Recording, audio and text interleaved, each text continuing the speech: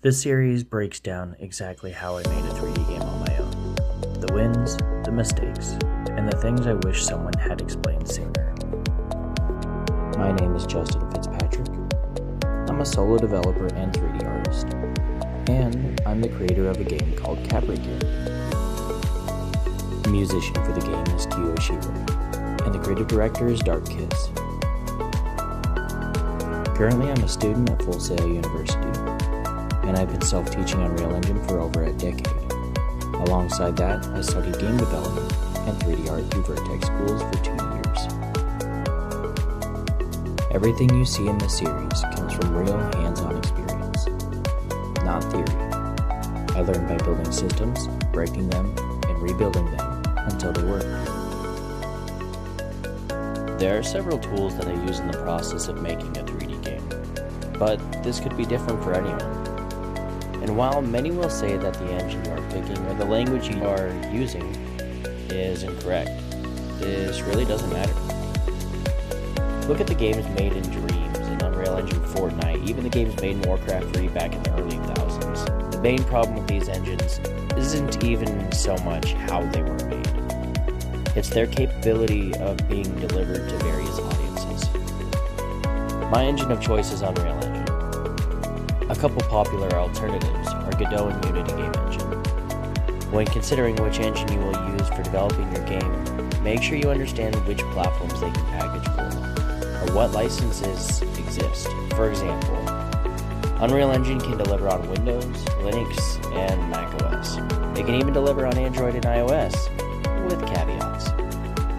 I wouldn't consider it the best for creating mobile experiences because it is a very heavy engine. But it is certainly possible. In addition, when using Unreal Engine, there is a 5% fee on sales after the product profits $1 million. Each engine has its own terms, its own capabilities, and its own setup process.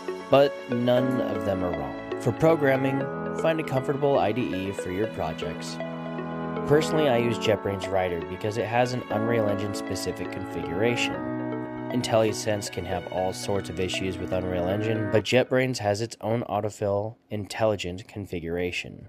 Other IDEs that I can recommend are VS Code, Sublime, Notepad++, or even Visual Studio. Finding a preferred 3D modeling workflow is important, and your process might be different from mine. What I can say is there are really only two industry standards for 3D modeling: Blender and Maya. One of them is free, the other one is not. Now, again, there are other options like Crocodile 3D, Milkshape 3D, Glide 3D, but these are niche tools and can really be a case-by-case basis for a very specific art style. I'm not going to recommend these niche tools because they exclude a wide variety of modern design philosophy. What's important is the capability to produce quality at reasonable speeds. And this is where baking and retopology come in. Blender requires plugins for effective retopology at reasonable speeds, and Maya has a built-in tool known as QuadDraw. I use Blender with a plugin called RetopoFlow. It's a relatively cheap one-time purchase that does an exceptionally good job at the retopology workflow. For context, retopology is the process of taking your high poly model, which was sculpted, and using it as a projected surface to create a low poly model with proper topology to allow for effective animation and texture UV mapping. These are a lot of big words in one sentence. But when you get a chance, if you are confused, I would recommend looking up proper topology and UV mapping in your off time, because these are entirely separate topics of their own. This brings us to our next tool requirement, which is for sculpting. I highly recommend ZBrush. However, any sculpting tool works. Truly, you need to find a way to sculpt models which is comfortable. And while ZBrush has a learning curve, it also has the most flexibility. I mean, what other sculpting software will let you undo your steps by over 1,000 brush strokes? Blender is effective, and so are several other tools, even the VR software. As long as your model turns out looking good and you can export the model as an FBX to import into the 3D modeling software of your choice where you will perform retopology, then the model works.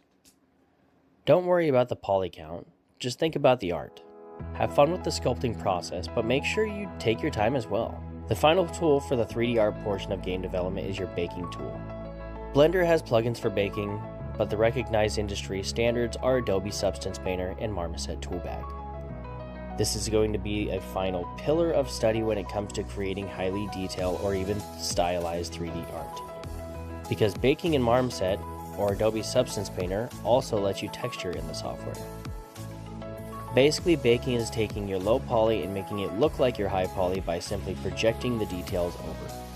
There's one item that I haven't covered here, which is also very impactful on your game, and that is audio. I had someone help me with the audio throughout my entire project, but I can recommend using Audacity for some quick recordings. FL Studio is an effective production software, but there are even MIDI suites out there that can help you create some quality scores. What I did have to learn, and unfortunately didn't have much documentation on, is when our team integrated WYs into our project. Now, this is not a requirement, but what I will say is the reason we integrated WYs into our project is because of several audio bugs which existed in Unreal Engine itself at the time. Audio is a tricky subject when it comes to game development because there isn't really an industry standard. We don't have audio cards, we have graphics cards. So no matter where you look for audio engines, it is processed in a unique way opposed to a standard. So now we have a game engine, an IDE, a 3D suite lined up while also having some audio related thoughts to process. We can proceed to the next video where we will cover inspiration and how to ensure you push yourself to the finish line.